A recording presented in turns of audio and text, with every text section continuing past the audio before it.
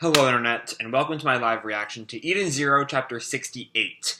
When we last left our heroes, Homura finally had a talking to with Kurenai, where she explained that she had no feelings towards Kurenai whatsoever, that she never needed a mother, unlike what Valkyrie believed, but what she really needed was someone to love. And as Kurenai was never able to give that, she did not give a damn about her and told her to get out of her life. Then we have a kind of not stellar ending to Kurenai's story as she is captured by Cedric, the boy toy whose face she zapped earlier in the arc, to be his sex slave. I was not enthused by that development. I don't think Mashima is a subtle enough writer to really do a good job with this topic. But then it ended with a really nice moment with Homura at Valkyrie's corpse. Valkyrie's remains, not really a corpse, affirming that Valkyrie was her mother. So yeah, now let's jump right on into Chapter 68, Valkyrie. Our picture here is of Witch and Sister Ivry, so I'm guessing this scene is going to be a lot about, or this chapter is going to involve the other three members of the Starshines finding out about Valkyrie.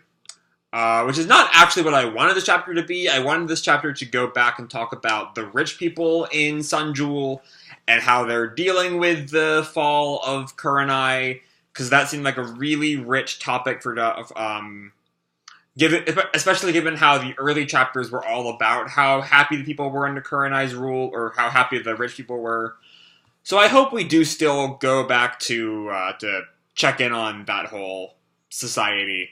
Anyway, 2 minutes into the video, let's finally get started. We open on Xiao Mei, who's talking to the audience. The heroic deeds of Shiki and his friends freed the prisoners of Sun Jewel's labor district. But the ore of this planet is still a very valuable resource to the entire Sakura cosmos, so many laborers continue to work there, now as a free people. To replace Madame Kurenai, a new leader was chosen, a representative elected by vote to advance the cause of democracy on Sun Jewel.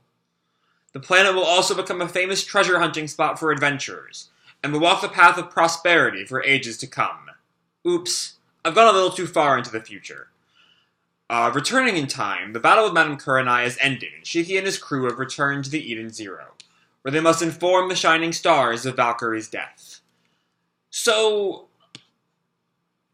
I just talked about how I really wanted to see the rich people, you know, not happy about Kurenai's defeat, because we saw how much they loved Madame Kurenai at the beginning of the arc.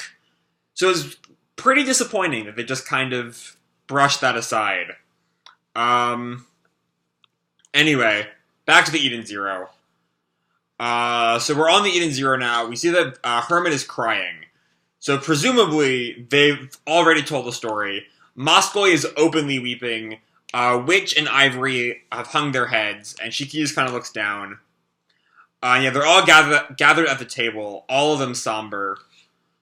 And Sister, raises her head to glare at Homura and Rebecca and Wise and Shiki. Why didn't you bring Valkyrie's body back with you? And Rebecca and Wise both don't answer, but Homura responds, because the people who reside in that land see my mentor as a symbol of hope. And we see that now, it looks like Valkyrie's body has been moved, maybe? Or they've at least cleaned up the area where she was and tiled it. So I'm guessing they moved her. At least to tile the ground, because they couldn't tile it while she was on there. But she's now in a nicer spot. And Ivory, slams her feet on the table. Bring her back anyway. This is her home. If you brought me her body, I might have been able to heal it. My powers might have fixed this. It's true. All of our memories, thoughts, and personality information is backed up in cloud storage, isn't it? If we restored that data, then we can rebuild Valkyrie, can't we? And Witch stops her. Yes, but she would no longer be Valkyrie. She'd have the same memories and personalities. It would have to be Valkyrie. Strictly speaking, I must say that you are incorrect. We cannot reproduce neurotransmitters such as endorphins and dopamine. In other words, her memories may remain, but she will have lost the feelings that the time spent with Homura gave her. It's better than letting her die. She is already dead. Then what's the point in those backups? To correct unforeseeable errors or repair partial damage. not to escape the reality of death. Yo, Shaky, you're the one with the final say on this ship. Tell this heartless enchantress I'm right. And Shiki pauses. There were words in there I don't know, so I'm a little lost. What's indoor stages? That kind of like ticks off Ivory. And Pino turns to him. Master, you're confusing endorphins and cloud storage. I don't really get any of that complicated stuff. But Grandpa told me something a long time ago. We flash back to his time on Granbell. We bots die just like humans do. That death is exactly what teaches us to appreciate life. We don't have the same lifespan as humans, and the values we attach to life might be different. But even so, we have life just like you, and that means we have hearts. And that stops, hearing Ziggy's words stopped Ivory. All the Starshine kind of pause. The rest of the crew lets that sink in. So yeah, we have to accept it. One of our friends died, and that's proof that she had a heart. And Homura stands up. Shiki is correct. We must move forward. You and my mentor once strove to find Mother. If we require 4 shining stars to achieve that goal, then I will be Valkyrie. Is that how this works? I'm not sure what makes a Starshine a Starshine. But alright, Homura will take Valkyrie's place in order to make it out of the Sakura Cosmos. Homura? And Wise has the same question I did. What? Can you have a non-android shining star? It's not like we have a rule against it, but... And Moscow looks really defeated. Rebecca turns to him. You were hoping for the job? And we see that Witch is blushing under her visor. An encouraging offer, Lady Homura. I do not know if I can truly replace my mentor, but if taking the ship to Mother was Valkyrie's mission, then I... And Ivory stops her. It's not her mission. And Homura is shocked at that. We were released from our mission 10 years ago. We're all here of our own free wills. And Homura smiles. As am I. And Sister just stands up and walks away. Sister, wait! And Witch turns to them. Please, allow me to talk to her. And we see that Captain Connor is still here. I did not know that Connor was still here. How long has he been there? Hold on. Because it feels like that was 20 chapters ago that Connor was here? I guess he just hung out on the ship the whole time. I figured he kind of left. But I guess that means the Eden's 1 is still around, or that plotline is still around. So yeah, I really do like this conversation between the crew. As this clash of personalities comes to a head. As Ivory just wants Valkyrie back. Maybe she doesn't really understand. I'm not sure if she doesn't understand the whole things that or she doesn't know the thing which says about endorphins, or she just doesn't really care. Because having Valkyrie back in some way is better than not having Valkyrie back. But either way, seeing, that whole conflict between Witch and Ivory, hearing what Ziggy has to say with that I personally, just in general, am not a fan of the kind of, we value life because we die. I think doesn't really hold up. You can value life even if it goes on forever, in my opinion. But still, it's a common enough worldview. So yeah, so it does kind of bring up the question, what makes a shining star a shining star? We see that it's not, we see that it's, my opinion was that these androids were created to be the shining stars.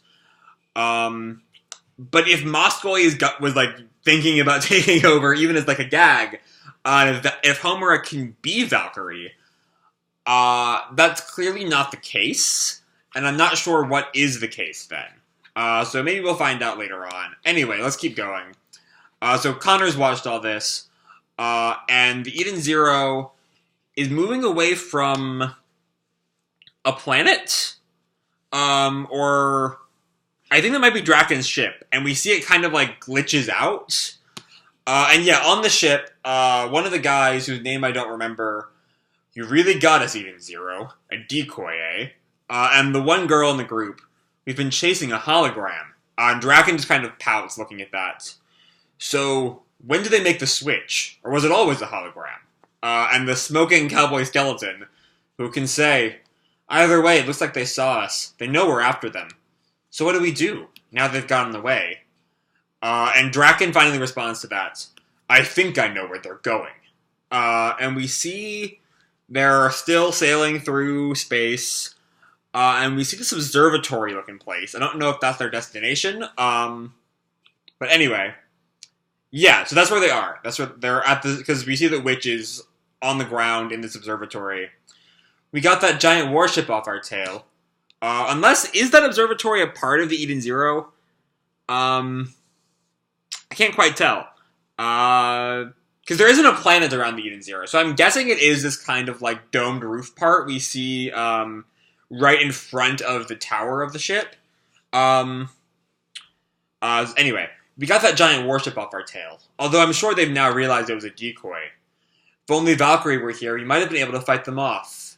We see that this is where Ivry went after she left the table.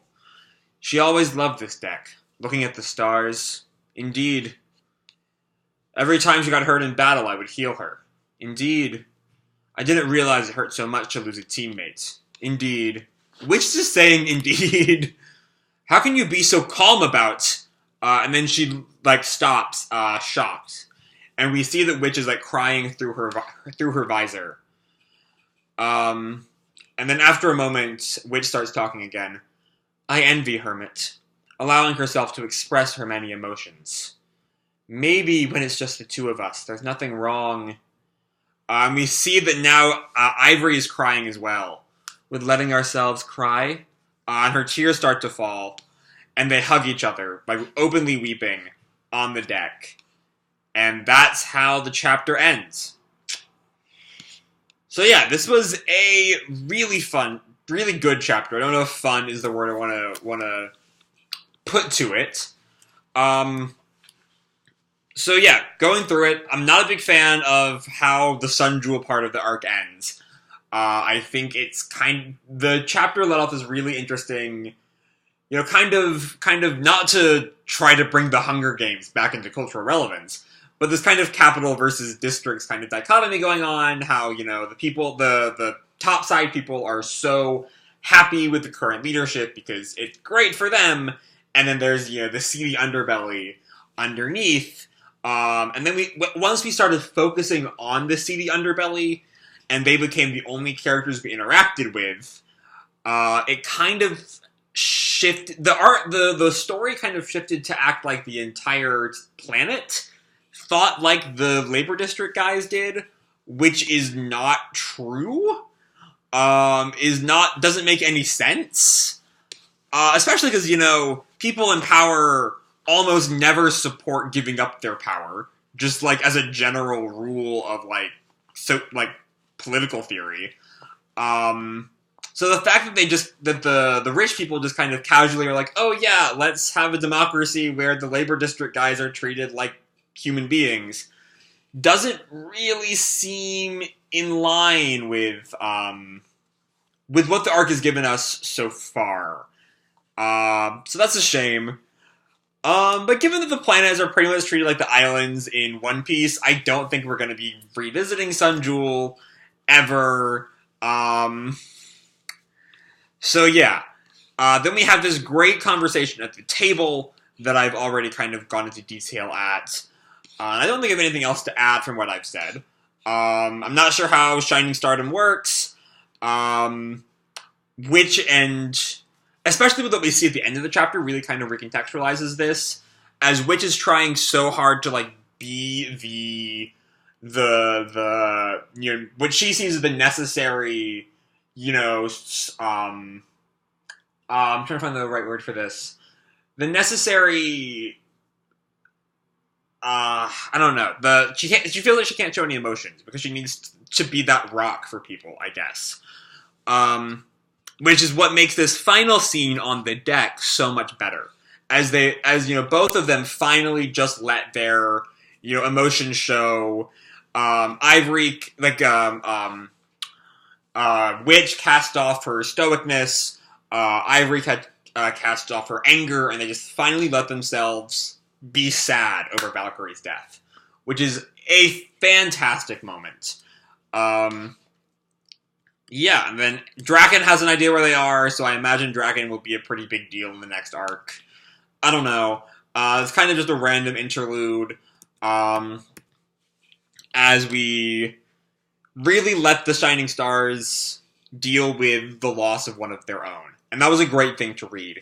Even if I wasn't a fan of how it ended Sun Jewel, watching especially Witch and Ivry reckon with their emotions over Valkyrie's death was great. So that's all I have to say for this week's video. Hope you all enjoyed the chapter and the video itself. If you did, feel free to drop me a like or subscribe or, do whatever makes you happy, And remember, your life is your own, okay? Bye!